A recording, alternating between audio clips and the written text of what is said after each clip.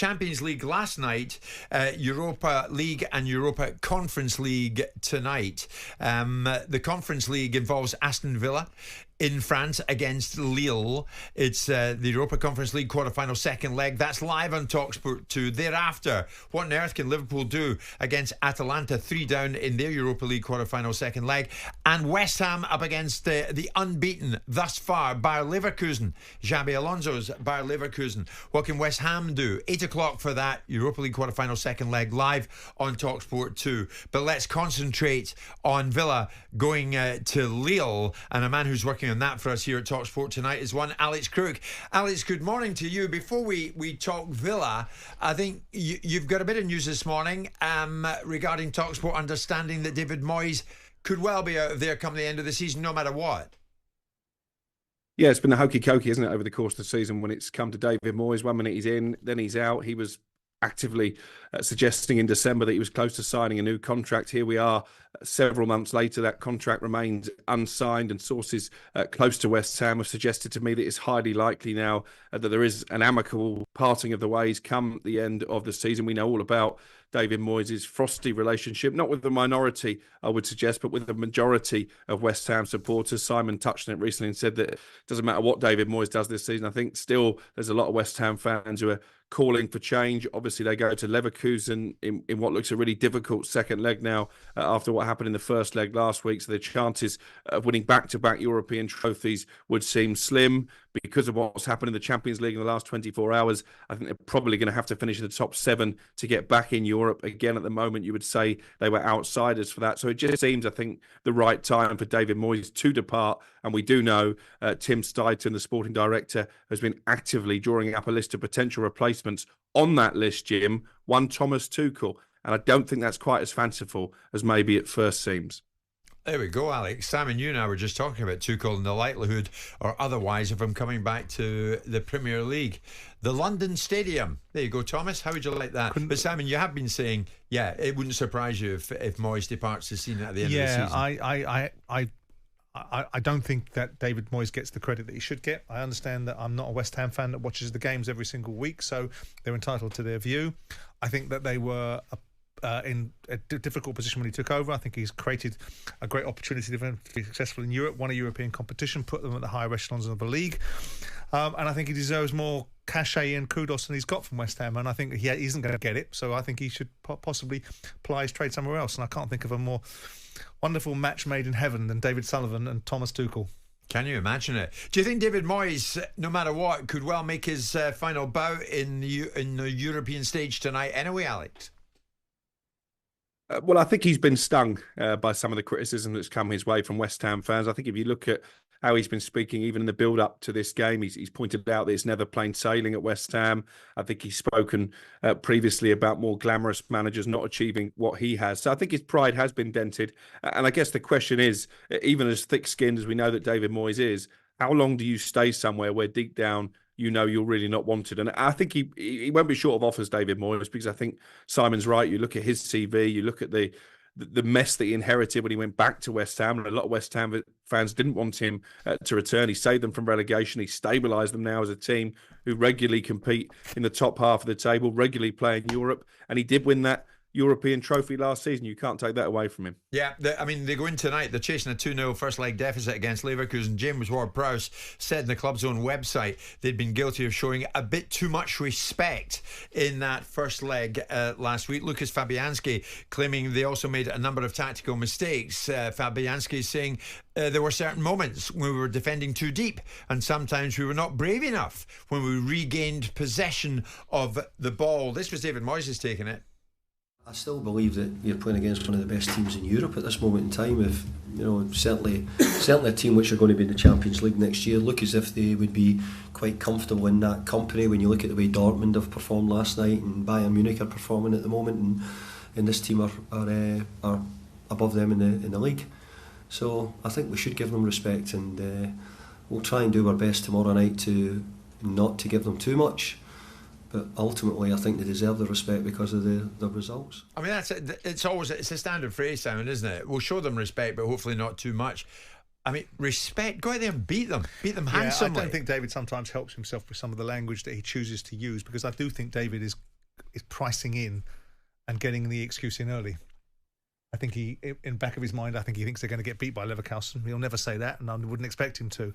And I think that kind of language and that kind of approach sometimes doesn't do David any favours. That doesn't alter the fact that I think he's a really good manager. I thought he was a really good manager when he was at Preston. I thought he was a really good manager when he was at Everton. I don't think he got a fair shake when he was at Man United. And I think the decisions to go to Sociedad and Sunderland might have helped him with his character because they weren't great successes, but they were all part of his journey. And I think he's done a great job. And I hope the other West Ham fans that complain get precisely what they deserve.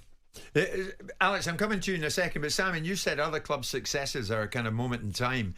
So what do you make of Villa's success at the moment, where they've got themselves to? Is it that? Is it just a moment in time and nothing more? Well, I'm not sure, because like everything else, you've got to keep the standards up. And I think Villa have done really well. I think they've got really good owners. They've got a really good coach. They would have been at Newcastle if his chairman hadn't intervened and smacked him around and put him in his place and reminded him that he was at Villarreal and to do as he's told. And Newcastle might have had the benefit. They've got Eddie Howe, and he's done a decent job too. And I think these guys, I think it's going to be difficult for Villa to take the next step if they get into the Champions League this season, because they may yet do that, because Spurs is, smacking at Newcastle the other day won't help them in their cause. I'm more inclined to believe that a football club that's got the heritage and the stature and the legacy and the feel about it has the opportunity to be more than just a moment in time. And I'm not sure where I've used moment in time before, but it will be, I think, more often than not, with clubs that are punching above their weight. I'm not sure Villa are punching above their weight. I think they're punching toward their weight, because they are a big football club. They do have big history. They do have big expectations. Their fans do demand to see a certain style of football. And they do have deep pockets, and they do have reasonably decent resources. And if they go into the Champions League and they get another 50, 60, 70 million or whatever it is, if they can get out of the qualifying group and get the first 30 or 40 nailed on and get past that, then Villa are, I think, on a trajectory of more than just a moment in time. They should be looking to win cups. I can't make up my mind about this one tonight, Alex. I know you're working on it. Lille, Aston Villa. Lille, 4th in Ligue 1. Villa, 4th in the Premier League. How do you see it? Which way will it go? I'm with you, Jim. I think it really is on a knife edge. I think if Villa had gone there with a 2-0 advantage, then maybe that would be a bridge too far for Lille. But I think that goal they scored at Villa Park could yet be really important. You look at Lille's home record this season. They've only lost one home game in all competitions. They've only conceded in all competitions 11 home goals. So I think this is going to be a difficult task for Aston Villa as they bid to reach their first semi-final since they were crowned European Cup winners. I wouldn't be surprised if it went all the way to extra time and penalties, to be honest. Okay. We know what Liverpool have got to do. They're 3 down. They're in Atalanta tonight. 3 down. It's still hard to imagine after that at Anfield, but they are. We'll talk about that further deeper into the show. You've news in the FA Cup, Mr. Crook, and changes being afoot. What are they? Yeah, big changes. The FA have made an announcement in the last few minutes. You have to pick through a fair amount of corporate speak, I have to say. But the crux of it is this: the FA Cup replays have been scrapped from the first round proper onwards. No more FA Cup replays in the early rounds of the FA Cup. Of course, for several years now, they've been ditched from the 5th round onwards. I think this is a real blow for lower league football. I sort of understand why from the 5th round onwards, when it's mainly Premier League and Championship clubs, perhaps they don't want the extra fixture congestion. But you try telling a team in League 2, if they were to hold a Premier League side to a draw in 90 minutes, they don't get that money spinning replay away from home. I think it's going to be quite a bitter pill to swallow. What do you think, Simon? Is it chipping away at the traditionalism? There's also going to be no FA Cup ties in midweek. They're all going to be weekends. That's it. Well, I think Alex is right, but maybe if a few more people kept their trap shut about how tired they are and how difficult it is for their schedules and how arduous their lives are, we wouldn't have it. But then again, we don't hear that from the EFL club. Shows you the balance of power.